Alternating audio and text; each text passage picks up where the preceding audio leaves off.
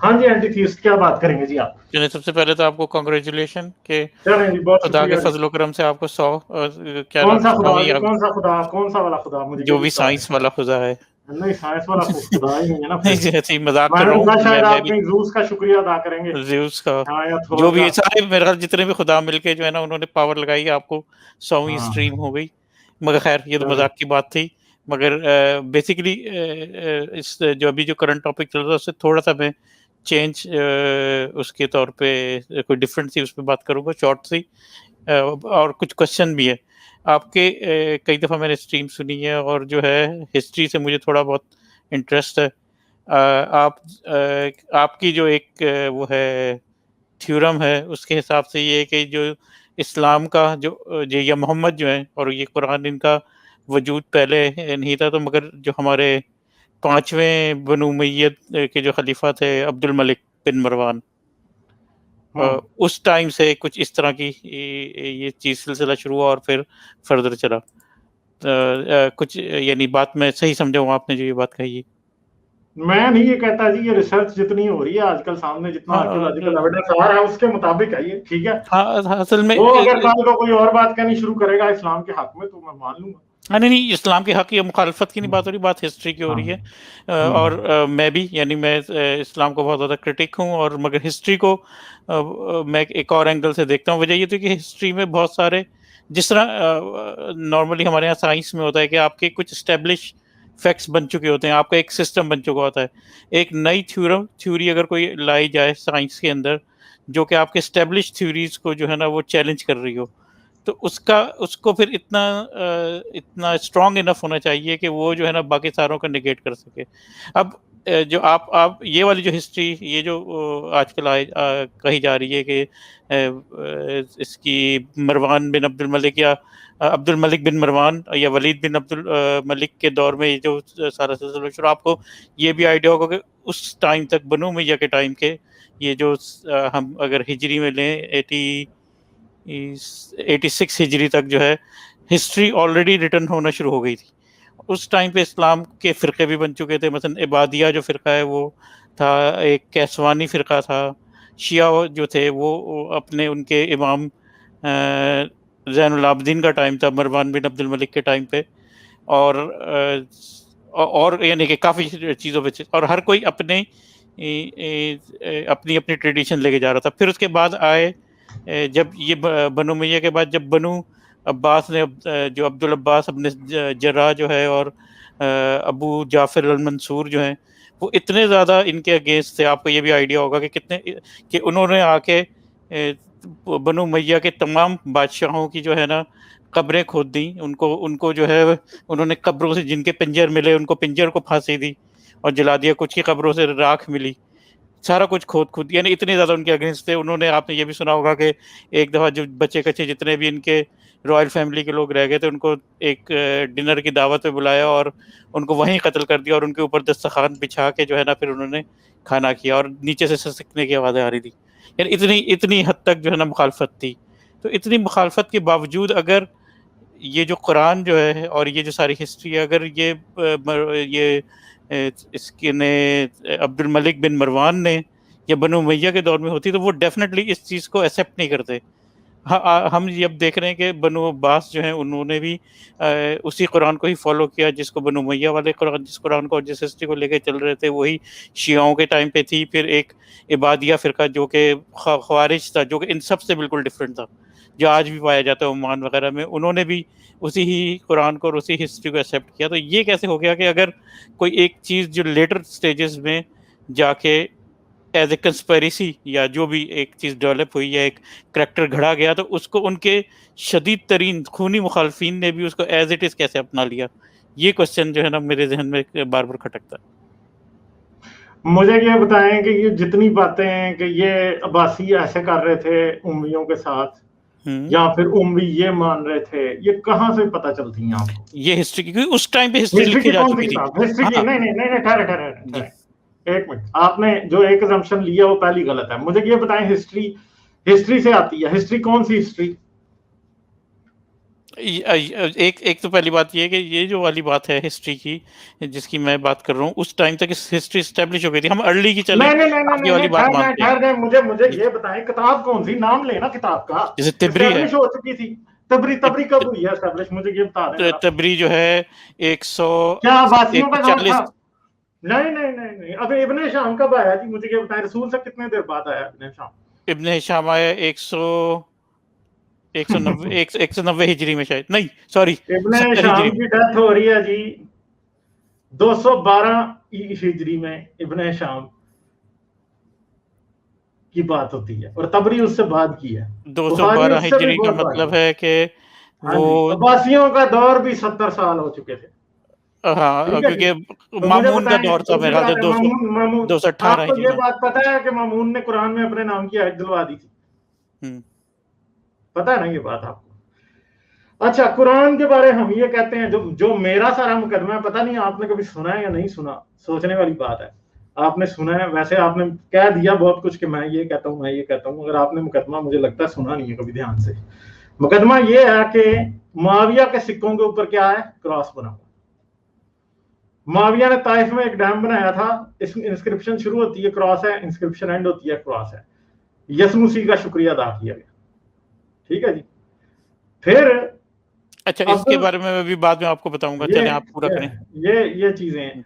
फिर अब्दुल मलिक के दौर में पहली बार मोहम्मद का नाम, डोम ऑफ द रॉक से पहले कोई भी आज तक मोहम्मद का नाम नहीं लिखा गया। 90 इयर्स आफ्टर द डेथ, मतलब 690 में तकरीबन 60-70 साल मोहम्मद का नाम पहली दफा आता है। और मोहम्मद का नाम जिस तरह आता है वो भी ऐसे नहीं लगता कि वो वाकई किसी मोहम्मद शख्स नाम के शख्स की बात हो रही है, बल्कि इस तरह लगता है जैसे पूरी डोम ऑफ द रॉक की इंस्क्रिप्शन जो है वो जीसस की बात करती है, वो मोहम्मद की बात नहीं करती।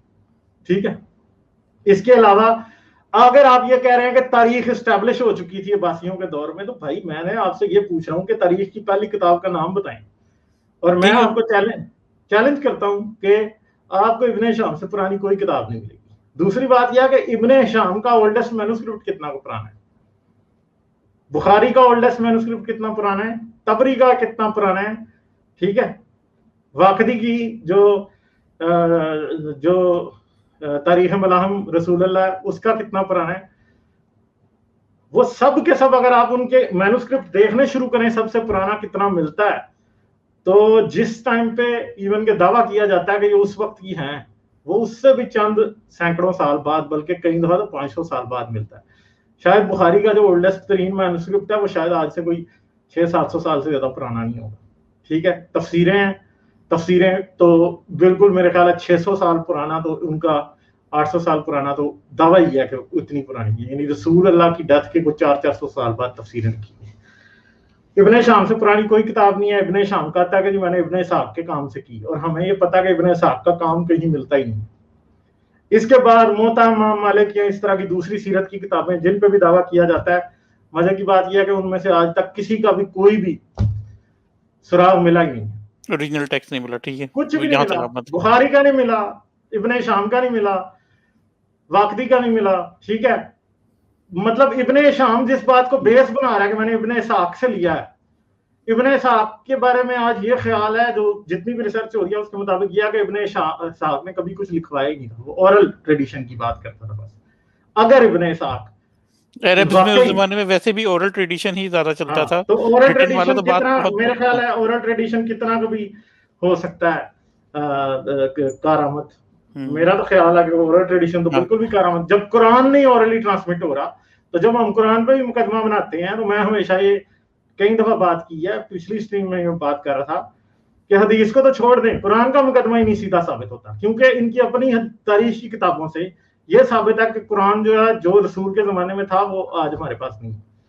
हमें पता है क्योंकि उसमें कई आयतें, कई सूरतें आदि गायब हैं। जैसे सूरह तौबा जो थी बहुत लंबी थी, सूरह तौबा आधी रह गई हुई है। ठीक है। रजम की आयत थी, जवान आदमी को दूध पिलाने की आयत थी, ये आयतें नहीं है आज कुरान में, जो कि आयशा से और उमर दोनों से साबित है हदीस, वो थी नहीं है आज। कुरान की पहली तदवीन कही जाती है अबू बकर के दौर में, जो कि गलत खुद ही उमर की बात से गलत साबित हो जाती है। यानी उमर की बात खुद ही जो अबू बकर की तदवीन है उसको डिस्क्रेडिट कर देती है। कैसे? उमर कहता है कि मैंने कुरान में रजम की आयत पढ़ी है और रसूलुल्लाह से सुनी है और हमने रजम किया रसूलुल्लाह के ज़माने में, और आने वाले ज़माने के लोग समझेंगे कि रजम का हुक्म रसूलुल्लाह की तरफ से नहीं, क्योंकि उसका कुरान जिक्र, उसकी आयत कुरान में आज नहीं है। ठीक है, मजे की बात है कि तदवीन भी उमर के इसरार पे अबू बकर ने कराई है, और इन द एंड वो क्या कर रहा है कि खुद ही उसको क्रिटिक भी कर रहा है, और वो रजम की आयत खुद उमर क्यों नहीं डाल रहा। 19 साल खलीफा रहा उसने, जो अबू बकर के 2 साल में तदवीन हुई, 19 साल में उसको ख्याल ही नहीं आया कि मैं रजम की आयत वापस डाल दूं। ठीक है, फिर उस्मान का वक्त, उस्मान के वक्त में, अब उस्मान को जब सूरत दरपेश आई ये वाली, आयशा जीती थी उस टाइम, आयशा तो अली से भी बात मरी है ना। अच्छा गालिब, आपकी सॉरी आपकी बात में काट रहा हूँ, आपने जो भी अभी जितने भी आप हवाले दे रहे हैं इनमें से कोई एक ऐसी चीज दी है जिसपे आपसे मैं डिसएग्री कर रहा हूँ। आप बिल्कुल बात हिस्टोरिकली करेक्ट कर रहे हैं। यहाँ तक अच्छा। ये वो हैं एविडेंसेस जिनकी आप बात कर रहे हैं जो बिल्कुल करेक्ट हैं, मगर इसके ऊपर जो आप मुकदमा बना रहे हैं कि ये जो है इस्लाम का कोई वजूद नहीं था। अब मैं आपको एग्जांपल देता हूँ कि बेशक हिस्ट्री की बुक जो है वो 10वीं सदी ईस्वी में लिखी गई, मगर आप अब्दुर्रहमान जो कि बनु मैया का एक शहजादा था जो बाद में स्पेन चला गया, और ये बनु अब्बास की उनसे पहुंच से वो निकल के उसने स्पेन में अपनी हुकूमत बना ली। अब वो जो है कुर्तुबा की जो मस्जिद है वो बेसिकली उसकी रेप्लिका था जो कि मस्जिद बनु उमैया की दमिश्क में हुआ करती थी। फिर ओरिजिनल बनु उमैया की जो एक दो आर्किटेक्चर्स हैं वो मुझे बर्लिन म्यूजियम में भी मैंने जाके देखे, जो उन्होंने पूरे पूरे गेट्स उठा के लाके दिए, उन पे कुरानी आयात लिखी हुई है। आपकी वो बात ठीक है, मोहम्मद वाला उधर नहीं मुझे नजर आया, मगर उस पे कुरानी आयात भी लिखी हुई हैं।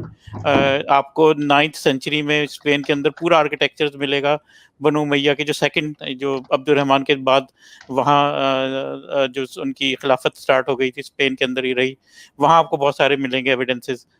फिर ये चीज़ होती है कि जो आपकी जो पैरेललिज्म होता है हिस्ट्री में, हमेशा हमने ये देखना है कि आपकी पैरेलल सोर्सेज से, बेशक वो रिटर्न हो या ओरल हो, अगर वो एक स्टोरी बता रही हैं और एक स्टोरी वो भी इतनी दुश्मनियों के बावजूद कि वो एक दूसरे की बुजुर्गों को कब्रों से निकाल के मार रहे हो, मगर स्टोरी फिर भी वो सेम सुना रहे हो, तो उसमें फिर हमें उसके अगेंस्ट अगर हमने कोई एक नई कहना चाहिए कि एक नया कहानी हमने अगर वो उससे अखज़ कर दी है, तो हमें वो बहुत स्ट्रॉन्ग एविडेंसेस के साथ आनी चाहिए। ये मेरा तो मुझे एक बात बताएं ना, एक बात बताएं, आपको क्यों लगता है कि सिक्कों का एविडेंस जो है वो स्ट्रॉन्ग एविडेंस नहीं है? किनका? सिक्कों का एविडेंस आपको क्यों लगता है? सिक्कों का मैं ये बता रहा हूँ नहीं, मुझे ये बताएं ना, एक सेकंड, आप मेरी अब ध्यान से बात सुने, आपने पहले भी मुझे आधे में काट दिया। ठीक है, जो मेन बात है वो ये है कि मैं जो भी बात आपसे जो बात आपने, मुझे लगता नहीं है कि आपने पहले मेरी बात ध्यान से कभी सुनी है या सुनी भी है कि नहीं, आई डोंट नो। मैं सुनी हुई आपकी। अच्छा, सिंपल सी बात ये है कि सिक्के कह रहे हैं कि माविया वाज अ क्रिश्चियन। ठीक है, इसका मतलब है कि माविया के टाइम पे इस्लाम नहीं था, और जो माविया के बारे दावा किया जाता है इस्लामी तारीख में कि वो एटलीस्ट कलमा गो मुसलमान था, वो झूठ है। अब सिक्कों की बात आती है, सिक्कों का ये था कि हिस्ट्री जब ये माविया ने अपनी जब खिलाफत बनाई उससे पहले जो था, यानी फर्स्ट टाइम दिरहम का जो कॉन्सेप्ट है इन लोगों ने ही आप बात का जवाब नहीं दे रहे, आप फिर अगर मुझे ये बताएं, मुझे कि आप ये कहेंगे कि बस माविया जो था बाइजेंटीन कॉइन्स को जो वो क्या कर रहा था, सिर्फ रीयूज कर रहा था। हाँ, रीयूज नहीं कर रहा था, नहीं वो रीयूज नहीं कर रहा था, आपको इस बारे में पढ़ने की जरूरत है। वो रीयूज नहीं कर रहा था, वो खुद सिक्के मिंट करा रहा था। ठीक है, माविया खुद सिक्के मिंट करा रहा था, कैसरिया में करा रहा था। कैसरिया जो है वो गाजा के नॉर्थ में थोड़ा सा एक बंदरगाह थी पुरानी। ठीक है, उसके सिक्के जो थे वो दमिश्क में भी मिंट हो रहे थे। ठीक है, और जो कि उस टाइम का डॉलर था, मतलब जो उस टाइम की मेन करेंसी थी, वो गोल्ड कॉइन्स होते थे। गोल्ड स्टैंडर्ड के कॉइन्स जो है माविया के दौर से पहले जो थे वो बाइजेंटाइन्स ही इशू करते थे, मगर माविया के टाइम पे इसने इशू करने शुरू कर दिए थे। माविया से लेके मरवान बिन हकम और अब्दुल मलिक, ठीक है, फिर अब्दुल अजीज, इन सब के सिक्कों पे क्रॉस आपको नजर आता है। ठीक है, अब्दुल मलिक के सिक्कों के ऊपर आपको नहीं, सॉरी, माविया के सिक्के पे आपको क्रॉस नजर आता है। अब्दुल मलिक के सिक्के के ऊपर आपको बिस्मिल्लाह लिखी नजर आती है। माविया के सिक्के पे भी बिस्मिल्लाह लिखी नजर आती है, मोहम्मद का नाम कहीं नजर नहीं आता। अब्दुल मलिक के बाद से मोहम्मद का नाम नजर आना शुरू होता है। ठीक है, रॉक इंस्क्रिप्शन उससे पहले कई हैं, रॉक इंस्क्रिप्शन अरब के अंदर बेशुमार है, 23 में है। ठीक है, पेट्रा के गिर्द हैं बेशुमार, फिर जो है क्या उसका नाम है यार, ये दरमियान में जो शहर था पुराना, इसका नाम मेरे हिजर में है। ठीक है, और बहुत सी जगहों पे रॉक इंस्क्रिप्शन है। वहां पे मूसा और ईसा की बात हमेशा होती रहती है अब्दुल मलिक के वक्त से पहले, मगर मोहम्मद की बात नहीं होती। अब्दुल मलिक के दौर के बाद मोहम्मद की बात होती है, मगर ऐसे होता है कि रब्बे मूसा, रब्बे ईसा, रब्बे मोहम्मद। ठीक है, मगर मोहम्मद को एज ए सेपरेट जो है प्रॉफिट नहीं लिखा जाता। फिर अब्बासियों के दौर से कुछ पहले या अब्बासियों के दौर के अंदर, ये बात अब सही तरह मेरे जहन में नहीं है, मैं इसके ऊपर एक अलहदा से वीडियो बना दूंगा, पहले मैंने इसके ऊपर एक स्ट्रीम में बात भी की हुई है। ठीक है, मुझे याद नहीं है वो कौन सी स्ट्रीम है। उसके अंदर यह है कि अब्बासियों के दौर के शुरू में या उम्मियों के दौर के बिल्कुल एंड पे किसी टाइम ऐसे होता है कि वो कहते हैं, वो रसूल कबीर मोहम्मद को कहना शुरू कर देते हैं इंस्क्रिप्शंस के अंदर। ठीक है, तो हमें एक सिंथेसिस होता हुआ नजर आ रहा है। दूसरी बात है कि हमारे पास कोई भी एक कुरान का नुस्खा ऐसा नहीं है आज जिसको ये साबित किया जा सके कि वो अब्बासियों के दौर का भी है।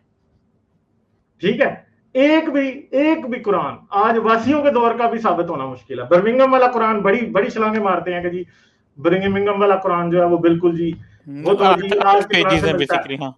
मगर नहीं, वो सिर्फ और सिर्फ कुरान का 3 to 5% है आज के कुरान का, बिल्कुल ऐसे ही 3 to 5%, कुछ भी नहीं है वो उसके अंदर।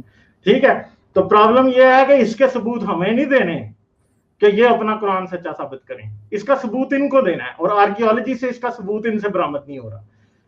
तारीख, हदीस, सीरत कोई भी साबित नहीं हो रही। और सीरत जो है इस्लाम की सबसे पुरानी किताब सीरत इब्ने शाम है, जो कि जिसको कहा जाता है कि रसूल से 212 साल बाद वो लिखी गई। ठीक है, अब बात यह है कि अगर 212 साल बाद वो लिखी गई है, ये दावा कर रहे हैं, हो सकता है वो भी उससे आगे की हो। ठीक है, और जो आप फातमियों वाली बात कर रहे हैं, देखें फातमी उधर चले तो गए थे, मगर वो मुस्लिम वर्ल्ड से कनेक्टेड तो थे ना, तो उन्होंने भी वो किसी पॉइंट पे, वजह क्या हुई हमें नहीं पता, मोस्ट प्रॉब्ली उन्होंने जो अब्बासियों का वर्जन था इस्लाम का उन्होंने वो अडॉप्ट कर लिया, क्योंकि फातमी खिलाफत उमैया की बात कर रहा था जो स्पेन में जो अब्दुल रहमान हाँ ना, तो फातमी खिलाफत ही है ना यार वो। नहीं, फातमी और है, फातमी जो नॉर्दर्न इजिप्ट वाली थी वो खिलाफत थी, वो लेटर आई थी, लेटर स्टेजेस पे आई थी। तो ये मैं अर्ली बता रहा हूँ 900 मगर ये आगे वो उनके इन्फ्लुएंस में ही रहते थे ना यार। ठीक है, बनु उमैया वाले जो स्पेन चले गए थे वो उनके इन्फ्लुएंस में रहते थे फातमियों के।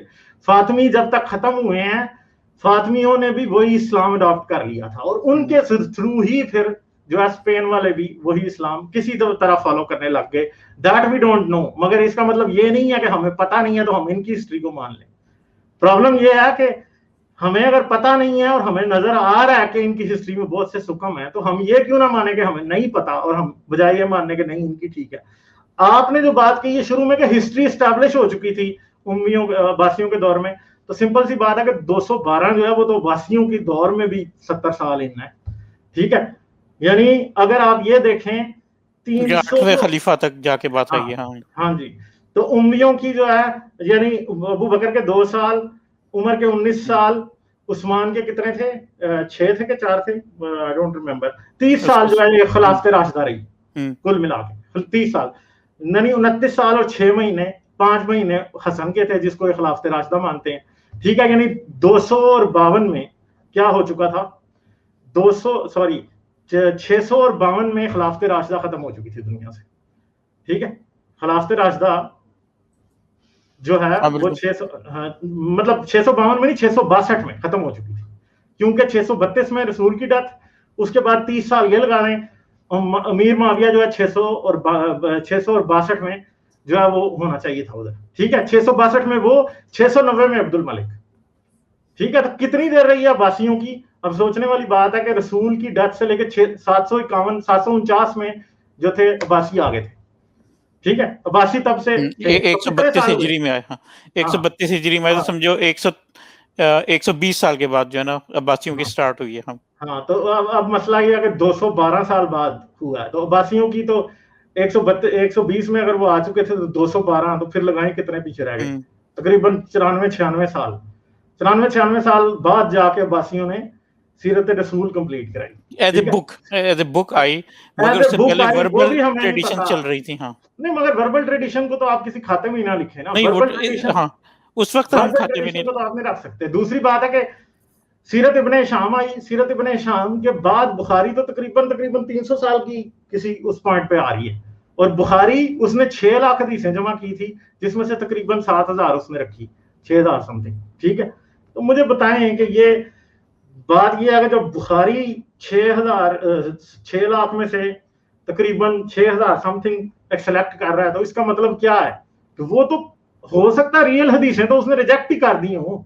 झूठी चल रही है। बिल्कुल ऐसे ही होगा, तो ऐसे ही होगा। इसलिए ये नहीं आप कह सकते कि हमारे पास कोई एविडेंस या किसी तरफ से भी कोई ऐसी बात है कि हम ये एक्सेप्ट कर सकें कि जी इनकी हिस्ट्री ट्रस्टेबल है, किसी सूरत भी ट्रस्टेबल नहीं है। अच्छा, अब एक मैं थोड़ा सा मैं बताता हूँ। आप वो जो है, मेरा जो पॉइंट ये नहीं है कि कौन सी बुक्स कब लिखेगी, मैं ये मेरा जो पॉइंट ये बनता है कि उस टाइम पे 200वीं हिजरी तक आते आते इस्लाम के बहुत सारे फिरके जो है ऑलरेडी बन चुके थे, और वो बेशक वो वर्बल ट्रेडिशंस के थ्रू ही जो है ना अपनी अपनी ले रहे थे। जैसे जो शिया थे पूरे इराक और जो है ना मगरबी ईरान में वो थे, फैले हुए थे। उनमें से कुछ पार्ट जो है इवन सिंध में भी आके जो सादात थे वो भी आके उन्होंने पनाह दी हुई थी। नहीं, ये देखें, ये इन बातों को कौन बिलीव करता है? अगर आपने मॉडर्न, ठहरे मेरी बात सुने, ये कहते हैं ना मोहम्मद बिन कासिम इंडिया आया था, वो मुसलमान था। यार वो था ही नहीं मुसलमान, बात ही खत्म, वो नहीं था मुसलमान। मोहम्मद बिन Qasim was not a Muslim, क्योंकि हज्जाज बिन Yusuf was not a Muslim in the same sense जिसे आज हम मुसलमान कहते हैं। ठीक है, हज्जाज बिन यूसुफ जो था वो किसका जनरल था? अब्दुल मलिक का। अब्दुल मलिक का था, अब्दुल मलिक का जनरल था। और मोहम्मद बिन कासिम कौन था? उसका भतीजा, दामाद। हाँ, 712 की बात है। ठीक है, तो हज्जाज बिन यूसुफ, सॉरी याद है, वलीद बिन अब्दुल मलिक का वो था, गवर्नर था। हाँ, और सलमान बिन मलिक उससे बहुत उसके अगेंस्ट था।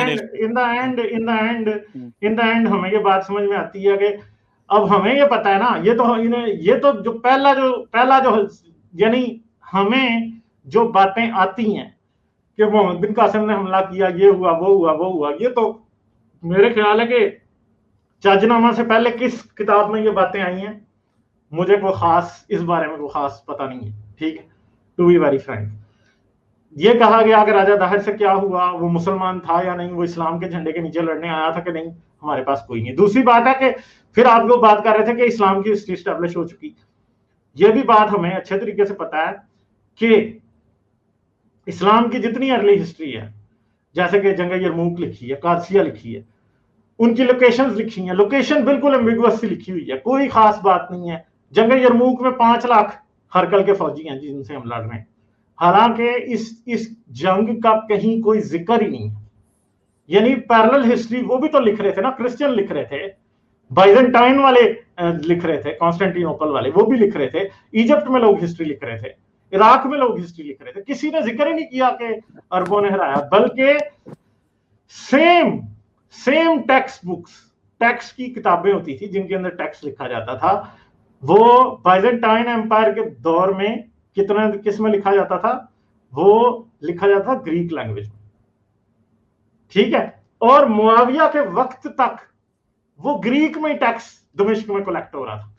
दमिश्क में टैक्स मुआविया के दौर तक ग्रीक में कन्वर्ट हो रहा था, और मुसलमानों की हुकूमत हासिल करने के 28 साल बाद तक, यानी 622 से लेके 634 से लेके आगे 28 साल तक टैक्स जो है वो ग्रीक में ही लिखा जाता रहा।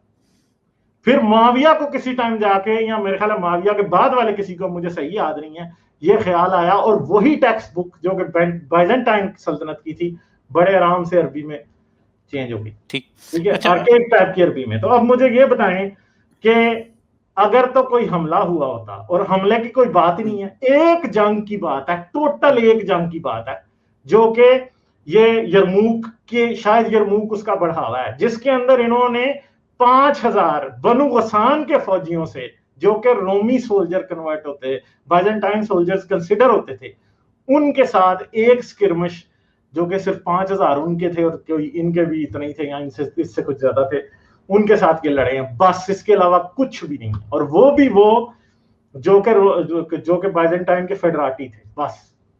यरमुक कादसिया किधर हुई है आज तक साबित नहीं हो सका। आप पोरस और सिकंदर आजम की जंग को ले लेंगे जहां उन्होंने लड़ी थी, आप उस मैदान में आज भी जाएं, आपको वहां से पता लग जाएगा कि यहाँ पे जंग हुई थी। आपको ऐसी चीजें मिल जाती हैं वहां से, पूरे उनको घोड़ों के ढांचे मिल जाते हैं, कुछ भी आज तक साबित नहीं हुआ। यरमुक और कादसिया हुई किधर को पता ही नहीं है।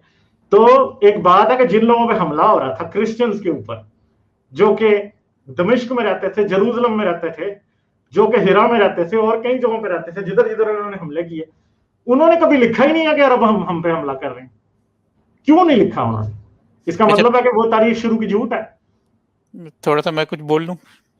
हाँ जी, हाँ जी। आपने जो बातें की इसमें से फिर मैं कहूंगा कि कोई ऐसी बात नहीं है जिसपे डिसएग्रीमेंट शो किया जाए, मगर इसके ऊपर फिर आपने जो मुकदमा क्रिएट किया उसकी कुछ इस तरह से बनती है, नरेशन बनती है कि वलीद बिन अब्दुल मलिक ने फर्स्ट टाइम एक कैरेक्टर इंट्रोड्यूस कराया, फर्जी सा, फिक्शनल, मोहम्मद के वो नाम भी नहीं पे। हो सकता वो फर्जी ना हो, बट प्रॉब्लम यह है कि हो सकता है उस बंदे ने कभी नबी का दावा ही ना किया हो जिसे इन्होंने बाद में नबी बना दिया। अच्छा, चलो ठीक है, यानी कोई भी एक कैरेक्टर या फर्जी था या असली था, मगर एक स्टोरी बनी, मगर उस स्टोरी को बिल्कुल जिस तरह से इसने नरेट किया अब्दुल मलिक ने, उसके बदतरीन दुश्मनों ने भी उसको एज इट इज उसी तरह नहीं, अब्दुल मलिक ने तो नरेट ही नहीं किया ना। ये तो आप गलत फहमी का शिकार है ना कि अब्दुल मलिक ने। मैं फिर गलत समझ रहा हूँ तुम्हारी बात को।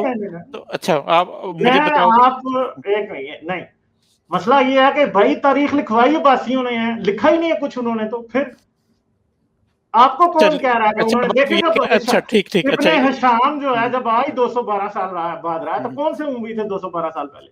मुझे ये बताएं। अच्छा, अब आपकी ये बात इस तरह से बनी कि बनु अब्बास के दौर में 200 हिजरी में के आसपास कहीं एक तारीख लिखी गई, उससे पहले उस कैरेक्टर्स का, उस हिस्ट्री का, कि जिसमें एक शख्स है जो कि मक्के से निकला, मदीने गया, मदीने में अपनी स्टेट कायम की, उसके बाद वहाँ के वो यहूदियों को भी निकाला, बहुत सारे वाक़यात, तो जंग बदर हुई, जंग ओहद हुई, फिर जंग खंदक हुई, फिर उसके बाद खैबर का वाक़या हुआ, ये सारी बातों के मुताबिक तो मोहम्मद को इतना बुरा कैरेक्टर साबित भी नहीं होता मोहम्मद, ठीक है?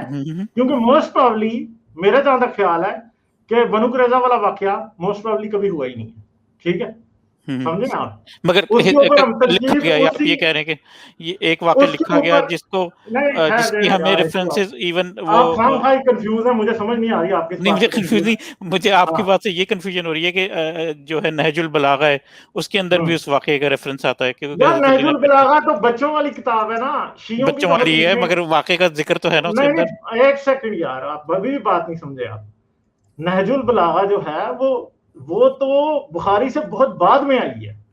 शियाइज्म को तो आप क्रेडिट जरा भी नहीं दे सकते, क्योंकि शियाइज्म बहुत बाद की कहानी है। शियाइज्म की लिखने की, यानी कि रिटर्न जो है हिस्ट्री, वो बहुत बाद की है। मतलब भाई ओरल हिस्ट्री को तो हम काउंट नहीं करते ना। अगर आप ओरल हिस्ट्री को काउंट कर रहे हैं तो फिर तो बेवकूफी है। ओरल हिस्ट्री को कोई भी काउंट नहीं कर सकता, क्योंकि ओरल हिस्ट्री जब तक थी, मजहब क्या था ये आपको पता ही नहीं है। कैसे? क्योंकि ओरल हिस्ट्री आप कैसे आज पता कर सकते हैं कि ओरल हिस्ट्री में क्या था?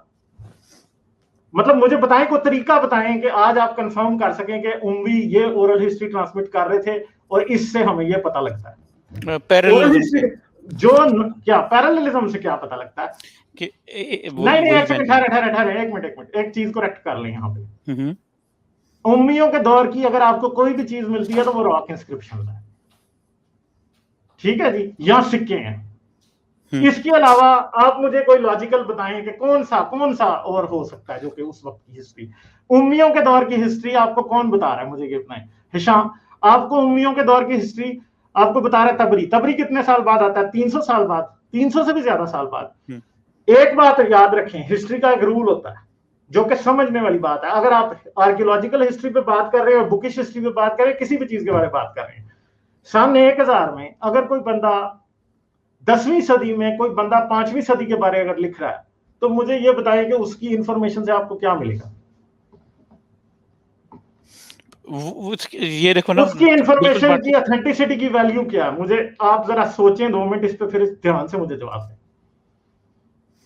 उसकी ऑथेंटिसिटी की इंफॉर्मेशन वो ये नॉर्मली हिस्ट्री इसी तरह ही लिखी जाती है कि आपके हिस्टोरियन ने हमेशा काफ़ी 100 400 साल के बाद लिखी। उसकी वैलिडिटी सिर्फ उस तरह से पूरी हो सकती है कि अगर उसके आपके डाइवर्स ग्रुप्स ने उस हिस्ट्री को एज ए कॉमन एक्सेप्ट कर लिया कि हाँ ऐसा हुआ। चलें ठीक है। ये आप बहुत ट्रेडिशनल नैरेटिव से देख रहे हैं हिस्ट्री को। आजकल जो आर्कियोलॉजी का नैरेटिव है, या जो मॉडर्न हिस्टोरियन है, आर्कियोलॉजी में मेरी बात सुन लें। मैं आप एक बेसिक रूल नहीं समझ रहे, मैं आपको बता दूं, फिर मैं आगे चलूंगा, क्योंकि मेरे ख्याल है मैं अपना पॉइंट बड़े अच्छे तरीके से एक्सप्लेन कर चुका हूँ।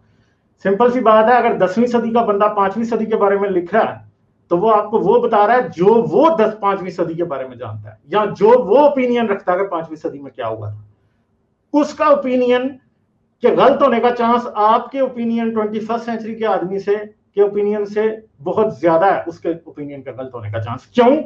क्योंकि उसके पास कोई आर्कियोलॉजिकल टूल नहीं है, उसके पास लिंग्विस्टिक्स की स्किल नहीं है। ठीक है, जो भी हिस्टोरियन, चाहे वो इब्ने शाम है 212 साल बाद आने वाला, वो जो कि 8वीं सदी का हिस्टोरियन है, वो आपको जो 9वीं सदी का हिस्टोरियन है, वो आपको 7वीं सदी के बारे में वो बता रहा है जो वो समझता था कि 7वीं सदी में हुआ। इसका मतलब ये नहीं है कि इब्ने शाम जो समझता था 7वीं सदी में हुआ वो एग्जैक्टली सही बात थी कि नहीं। हिस्ट्री को करैबोरेट करने के 10 तरीके होते हैं। आजकल जिसे न्यूमिस्मेटिक एविडेंस कहा जाता है, सिक्कों का एविडेंस, ये सबसे इंपॉर्टेंट है। क्यों? क्योंकि सिक्कों के बारे में हमारी एक लक है। कैसे वो लक? क्या है कि जब वाइकिंग्स ने तकरीबन 1000 साल, मतलब 10वीं 11वीं सदी ईस्वी में, 12वीं सदी ईस्वी में यूरोप के ऊपर हमले करने शुरू किए, और इवन के मेडिटेरेनियन के सब तरफ वो हमले कर रहे थे। ठीक है, 7वीं से 11वीं सदी। हाँ, उन्होंने हर जगह उसको लूटा। इसलिए आज, और फिर वो जब खजाने ले जाते थे, वो जाके उधर अपने नॉर्वे में और स्कैंडिनेविया में उधर करते थे। ठीक है, कई जगह ऐसी हैं कि वहां पे आप हल चलाना शुरू करें ना, तो नीचे से सिक्के निकलने शुरू हो जाते हैं, क्योंकि उन्होंने ज्यादा के छुपाए हुए हैं। और आपको चाइना का सिक्का भी स्कैंडिनेविया से निकलता हुआ मिलता है। ठीक है, चाइना का सिक्का स्कैंडिनेविया से निकलता हुआ मिलता है। इंडिया के सिक्के वहां से मिलते हैं, सिकंदर आजम के दौर के मिंट हुए सिक्के वहां से मिलते हैं। क्यों? क्योंकि उन दोनों में बस सिक्के चलते रहते थे, लोग संभाल लेते थे, एक खजाने में पड़े रहे, फिर लूटे उन्होंने आके। और उन सिक्कों की रूह से हमें 100% पता है कि आया उमर बिन खत्ताब कोई बहुत बड़ा रूलर था कि नहीं, क्योंकि उसका सिक्कों में कहीं कोई जिक्र नहीं मिलता। मुआविया का मिलता है, इसलिए हमें पता है कि वो था।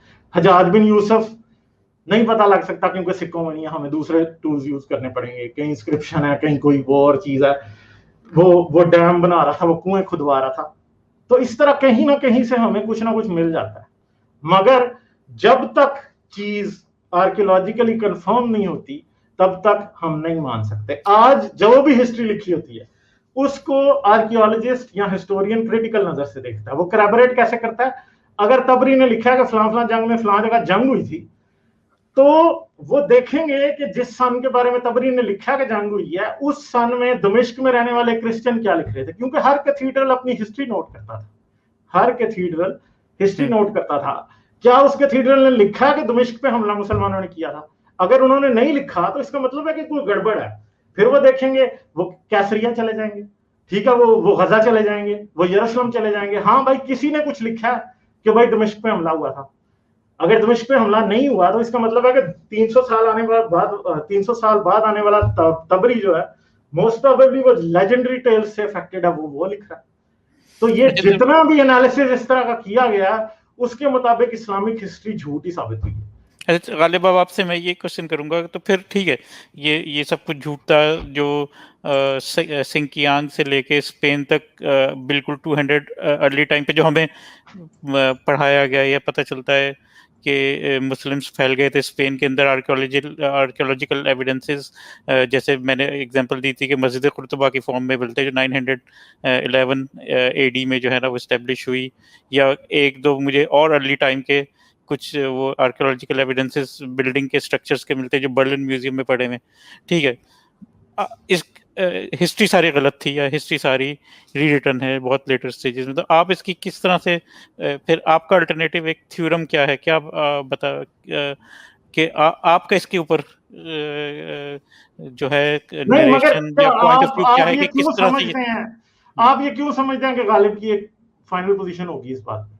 मैं आपका पॉइंट ऑफ व्यू फाइनल नहीं, जो आपने मेरी फाइनल पोजीशन अभी सारी चीज नहीं है। गलत तो हो मुझे गई। ये पता है कि इस्लाम जिस तरह पैदा हुआ वो टोटली जिस तरह तारीख की किताबों में लिखा है वो टोटली झूठ है, ठीक हाँ, है, या फिर बहुत ज्यादा बिल्कुल ऐसे ही रहा है, एग्जैजरेटेड है। बिल्कुल आपकी बातों हाँ, से भी अगर और मुझे भी अगर लग नहीं रहा नहीं, है। ठहरे, बस मैं अपनी बात कंक्लूड करूंगा, बहुत लंबी बात होगी और भी लोग। हम्म, सिंपल सी बात यह है कि हमें ये नहीं पता कि एग्जैक्टली हमें बहुत रिसर्च अभी करने की जरूरत है, जो कि इस्लामी मुल्क नहीं करने देते, ठीक है, वहां पे बिल्कुल। आर्कियोलॉजिकल डिग्स तक वो नहीं करने देते। जब वो कभी होंगी तो हमें एग्जैक्टली पता लगेगा कि हाँ भाई कहां से कैसे क्या चीज हुई। अभी हमें आइडिया है जरूर कि इन्होंने कितना झूठ लिखा है, मगर इसमें सच इसके पीछे क्या, यानी एक बात याद रखें, झूठ का अंदाजा पहले हो जाता है, झूठ का अंदाजा पहले हो जाता है, मगर सच को इंक्वायर करने में टाइम लगता है। तो हमें इस वक्त ये जरूर पता है कि जो इन्होंने तारीख लिखी है वो झूठी है। सच्ची तारीख क्या थी उसके लिए बहुत ज्यादा आर्कियोलॉजिकल रिसर्च की जरूरत होगी, उसके लिए हिस्टोरिकल रिकंस्ट्रक्शन की जरूरत होगी, बहुत सारी चीजों के ऊपर बेस, जो कि अनफॉर्चुनेटली तो अभी ये हाल है कि जब से ये अरब मुल्क आजाद हुए हैं जितनी भी आर्कियोलॉजिकल रिसर्च हुई है वो उससे पहले पहले हुई है। 1940s के अंदर पहले फ्रेंच गए थे, जर्मन गए थे, जर्मन ने बहुत ज्यादा की है, ठीक है, फिर ब्रिटेन गए थे, उन्होंने पहले उससे की है, उसके बाद कोई खातिर ख्वाह रिसर्च कहीं भी नहीं हुई, ठीक है। और वो भी जो मेन अरब, आंसर भी मिलना बहुत मुश्किल है, हाँ, अभी जो आप आंसर जो मिलना कह बहुत रहे मुश्किल हैं, है, मगर हमें ये पता है कि इस्लामी तारीख झूठी है। बिल्कुल चले ठीक है, मेसोपोटामियन और इजिप्ट में तो इन लोगों ने की, अरब वाले एरियाज में बिल्कुल नहीं की। आपकी बात बिल्कुल एग्रीड अपॉन है। चलें जी, इसको ठीक फिर है, किसी और दिन करेंगे। Thank you. Thank you, okay bye.